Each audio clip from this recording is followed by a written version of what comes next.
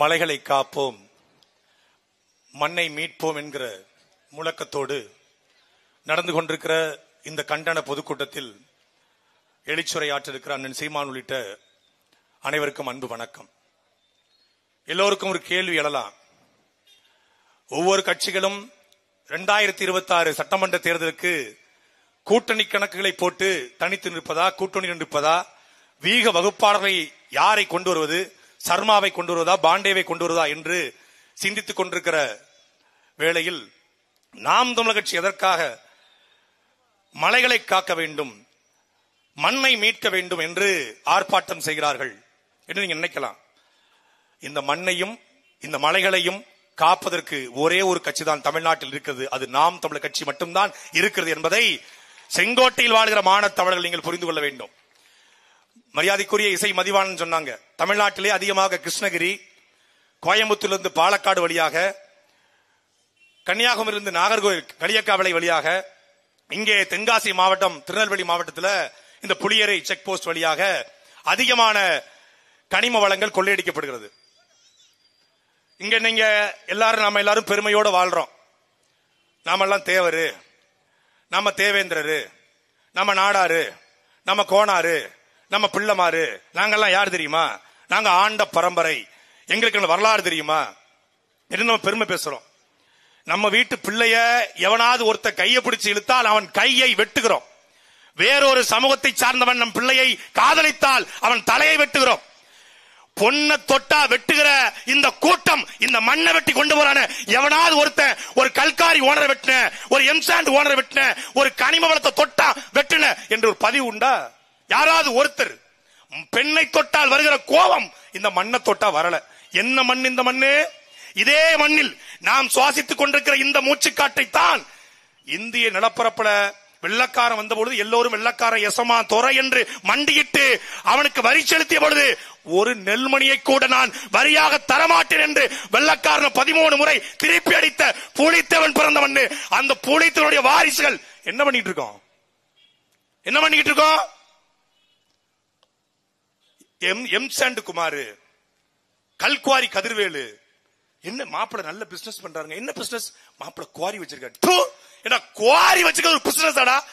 தாயினுடைய மாறை அறுப்பது போல மலையை அறுத்து திங்கிறது ஒரு கற்பழிப்பு, ஒரு பாலியல் வன்கொடுமை. அது அதை 700 லாரிங்க ஒரு நாளைக்கு, 700 லாரி. அறப்போர் இயக்கம் குற்றச்சாட்டுகிறது 1500 கோடி ரூபாய்க்கு திருநெல்வேலி மாவட்டத்தில் மட்டும் முறைகேடு நடந்திருக்கிறது.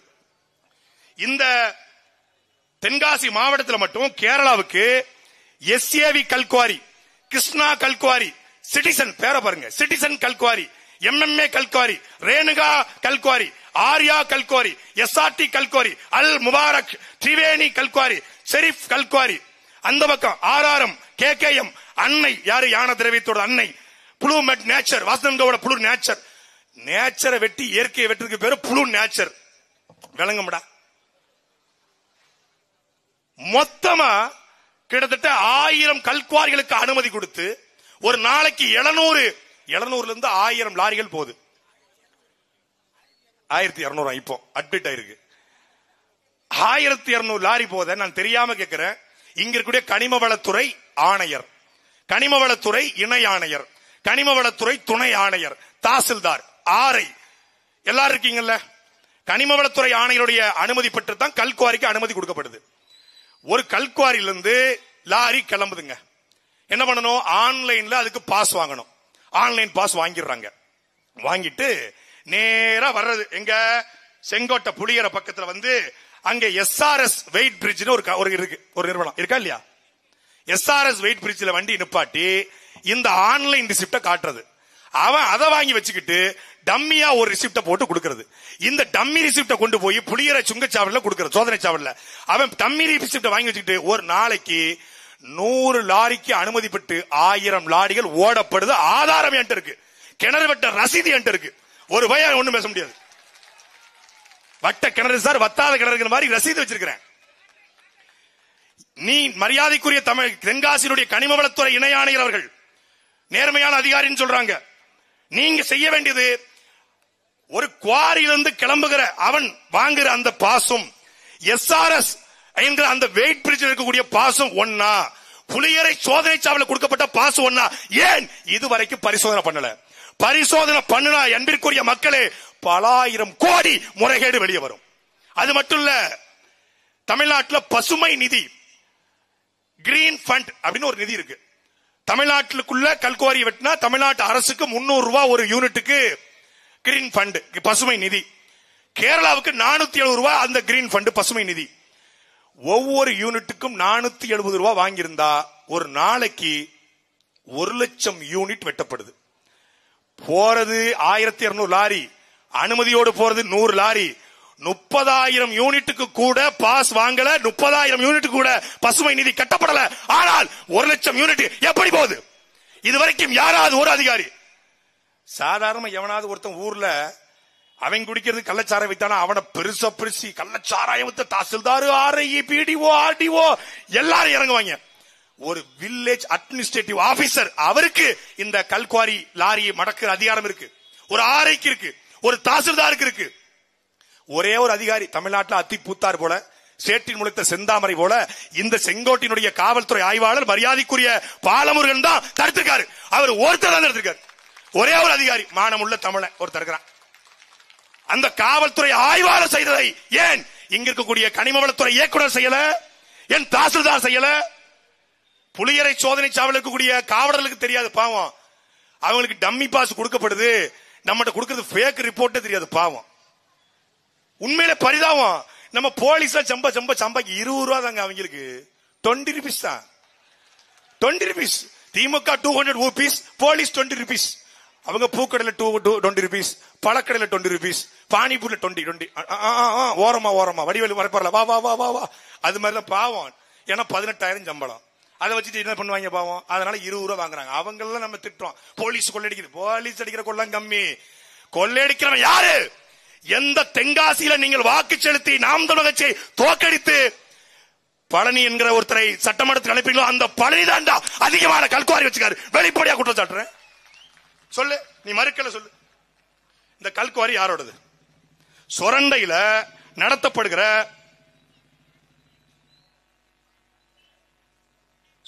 நடத்தப்படுகிற எஸ்ஏவி கல்குவாரி யாரோடது? உங்களுடைய சட்டமன்ற உறுப்பினர். அப்புறம் மயிரையா தடுப்பான்?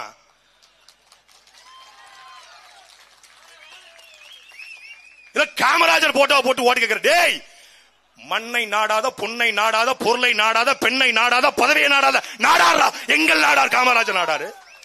நீ பழனி நாடாருன்னு போட்டுக்கிட்டு மண்ணள்ளி வைக்கிற நீ காமராஜர் படத்தை பயன்படுத்த என்ன தகுதி இருக்கு? என்ன தகுதி இருக்கு உங்களுக்கு? அடைமதிப்பான் களம் கல்குவாரியை குறித்தாக்க சத்தியா பேசுறாங்க. கிட்டத்தட்ட 6 பேர் செத்தது, அத்தனை பேரும் நாடாரா துடிக்குது. எங்களுக்கு துடிக்குது, செத்தவன் தமிழன் என்று துடிக்குது. அடைமதிப்பான் குழு கல்குவாரியில் செத்த பிறகு 63 கல்குவாரிகளை மதியாரிக்குரிய திருநெல்வேலி மாவட்ட ஆட்சியர் இழுத்து மூடின கல்குவாரியை திறந்தவன் எவன்டா திறந்தது? அந்த கல்குவாரியை மூடப்பட்ட பொழுது சுரண்டைக்கு ரைடு வந்துடக்கூடாதுன்னு சுரண்டில் இருக்கிற எஸ்ஏவி கல்குவாரியை ஒட்டுமொத்த சுரண்ட குப்பையும் கொண்டு போட்டு மூடுனவன் எவன்டா? அவன் தாண்டா இந்த மண்ணினுடைய மனமுழுங்கி மகாதேவன். நாம முதலமைச்சரை திட்டிக்கிட்டு இருக்கோம். உண்மையிலே சொல்றேங்க, சத்தியமா சொல்றேங்க, ஒண்ணுமே தெரியாது. துரைமுருகன் ஒருத்தர் இருக்கான், அவன் சாட்டைன்னு ஒரு யூடியூப் சேனல் வச்சிருக்கான். இசை மதிவானூர் தம்பி நார்னாரா திமுக கிடைக்கிறான் தெரியாது. சக்தியான ஒரு பொண்ணு திருநெல்வேலி பாராளுமன்றத்துக்கு போட்டி போட்டுச்சு, 1,00,000 வாக்கு வந்து தெரியாது. நெல்லையில சிவகுமார்னு ஒருத்தர் இருக்காரு வழக்கறிஞர், அது தெரியாது. உங்களுக்கு தெரியுமா? சீமானந்தன் காவல் நிலையத்துக்கு போற வரைக்கும் முதலமைச்சர் ஸ்டாலினுக்கு அவர் தெரியாதாங்க. இது ஒரு ஆட்சி.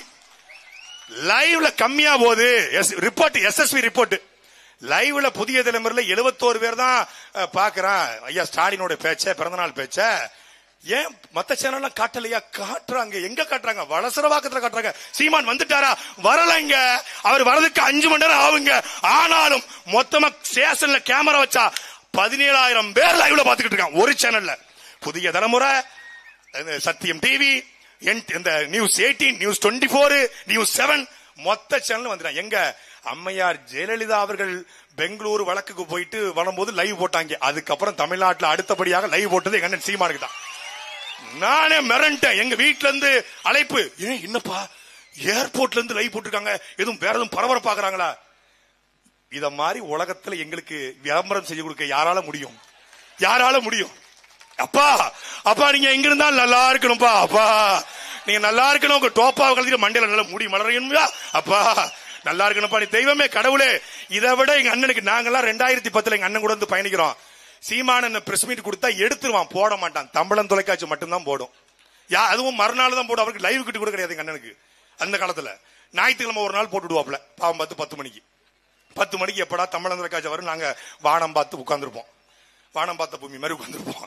ஆனால் 2010 எந்த தொலைக்காட்சிகள் புறக்கணித்ததோ அந்த தொலைக்காட்சிகள் இன்றைக்கு சீமான் பேட்டி கொடுக்காருனா 10 முறையும் எடுக்க தயார். தமிழ்நாட்டு அரசியல்ல கனிமவள கொள்ளை குறித்து, ஆற்றுமணல் கொள்ளை குறித்து, இயற்கை வள சுரண்டல் குறித்து சட சட என்று அருவி கொட்டுவது போல குற்றால அருவி போல பேசுகிற ஒரு தலைவன் எங்க அண்ணன் செந்தமிழன் சீமான். நல்ல இன்னைக்கு காலையில 20 நிமிஷம் கனிமவள சுரண்டல் கொடுத்து பேசிட்டு இருந்தாரு. டக்குனு அவன் குறுக்க கொண்டு பத்திரிகையில கட்டைய போட்டாங்க. மொத்தம் முடிஞ்சு ஒரே போடு. அது வரைக்கும் அவர் நல்லா பேசிக்கிட்டு இருந்தாரு. இவங்களா வாண்டடா வண்டியில ஏறி மொத்த திமுக குடும்பத்தின் தேர்தெடுத்து தெருளவர்களுக்கு பண்ணிவிட்டு போயிட்டாங்க. அப்போ பதறுகிறார்கள்.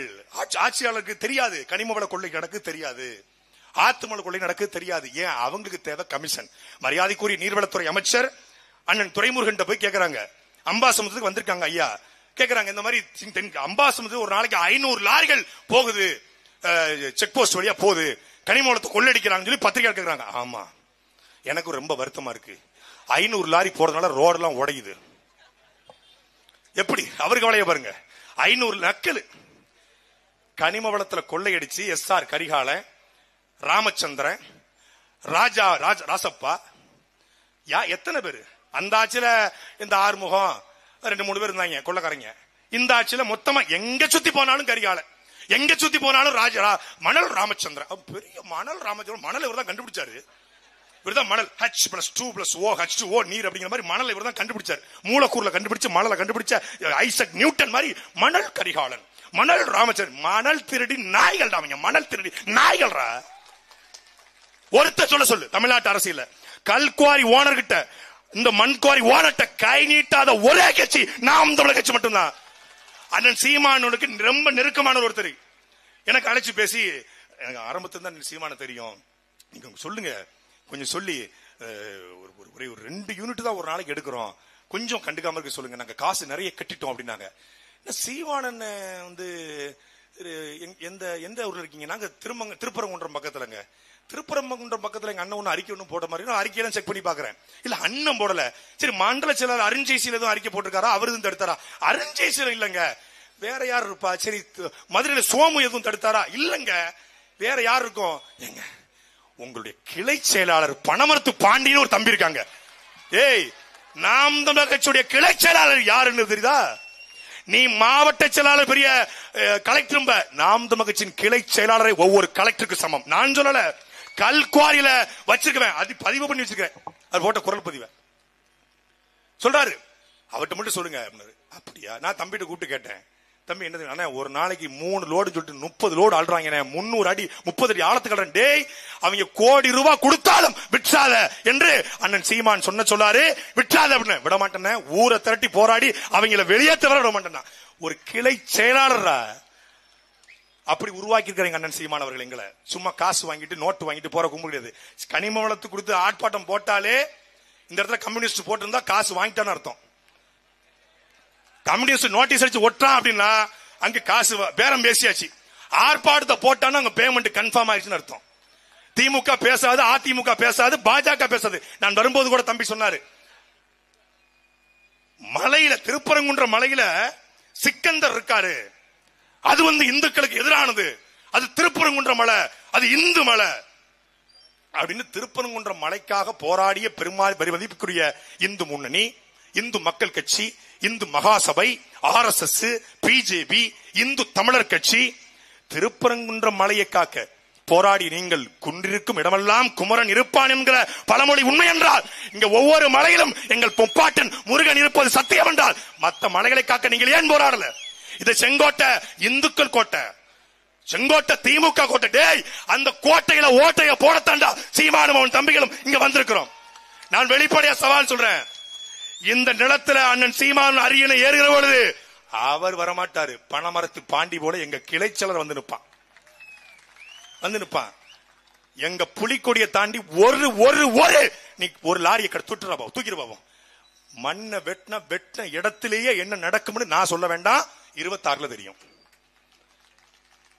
நீ ஒரு மலையை வெட்ட முடியும். மலையை வெட்டமா எப்படி வீடு கட்டுவீங்க? நாங்க வீடு கட்ட எங்களுக்கு கல் எப்படி சேர்க்கணும், எங்களுக்கு மணல் எப்படி தேவை, அது எங்களுக்கு தெரியும். வீடு கட்டுவதற்கு கல் வேணும், மணல் வேணும், அது எங்களுக்கு தெரியும். ஆனால் மலையாளிகள் வீடு கட்ட, மலையாளத்துல கேரளாவில் விளிங்கம் துறைமுகத்துல அதானி துறைமுகம் கட்ட எங்களால் அனுமதிக்க முடியாது. இன்னும் ஓராண்டு அன்பிற்குரிய மக்களே, உங்களுக்கு கோபம் இருக்கும். நம்ம குளிச்சு வளர்ந்த மலை, நம்ம இந்த மலை வெட்டுவதனால மலைகள் வெறும் அந்த கற்கள் மட்டும் பாதிக்கப்படுதில்லை. இந்த தூசி கிளம்புவதனால தென்காசி மாவட்டத்தில் அதிகமான புற்றுநோய் பரவுவதற்கு, நுரையீரல் தொற்று பரவுவதற்கு, ஆஸ்மாவிற்கான 1000 காரணங்கள் இருக்கிறது, 1000 வழிகள் இருக்கிறது. அதை தடுக்கணும். மண்ணையும் காக்கணும், மக்களையும் காக்க வேண்டிய தேவை இருப்பதனால் எங்களுக்கு இருக்கிற அதே கோபம் உங்களுக்கு இருக்கும். இந்த அத்தனை கல்கோரியும் தடுத்து நிறுத்தணும்னா அதிகாரம் தேவைப்படுகிறது. நாம கத்தலாம், நாம கதறலாம், நம்ம ஒண்ணும் பண்ண முடியாது. அதிகாரம் மிக வலிமையானது, அடைந்து விட்டால் அனைத்தும் எளிமையானது என்கிற அண்ணன் சீமானுடைய கூற்றுக்கு இணங்க அதிகாரம் தேவைப்படுகிறது. வெறும் 8.2 விழுக்காட வச்சுக்கிட்டு என்னப்பா செய்வேன் நீங்க நினைக்கலாம். அன்பிற்குரிய மக்களை, உலகத்தை ஊற்று நோக்குங்கள். உலகத்தில் சின்ன சின்ன கட்சிகள் தான் இந்த உலகத்தின் மிகப்பெரிய புரட்சியை துவங்கி இருக்கிறது. மாவீரன் சுபாஷ் சந்திரபோஸ் பெரிய இயக்கம் கட்டும்போது அவர் 10,000 பேர் படையில சேரல, வெறும் சொற்ப எண்ணிக்கையிலே படையை வைத்துக் கொண்டு இந்தியாவில் சுதந்திர கொடியை 1942 அந்தமான்ல சுபாஷ் சந்திரபோஸ் ஏற்றினார். எப்படி சுபாஷ் சந்திரபோஸ் சின்ன படை பெரிய வெள்ளக்கார படையை விரட்டி அடித்ததோ, 8.2 வைத்திருக்கிற நாங்கள் 2026 கோட்டையை கைப்பற்ற செங்கோட்டையில் வாழ்கிற மான தமிழர்கள் நீங்கள் எங்களுக்கு ஆதரவா நெல்லுங்க. எத்தனை கனிமவள கொள்ளை அடித்தாலும் அதை தடுக்கிற ஆற்றல் இருக்கிற ஒரே கட்சி நாம் தமிழர் கட்சி. அதை வீரியத்தோடு தடுப்பதற்கு தான் அண்ணன் சீமான் இந்த களத்திற்கு வந்திருக்கிறார். 26 நீங்கள் செலுத்துகிற ஒவ்வொரு வாக்கும் தான் அது ஆயுதமாக மாறி இந்த மண்ணையும் இந்த மலையும் செங்கோட்டையும் காக்கும். நன்றி, வணக்கம்.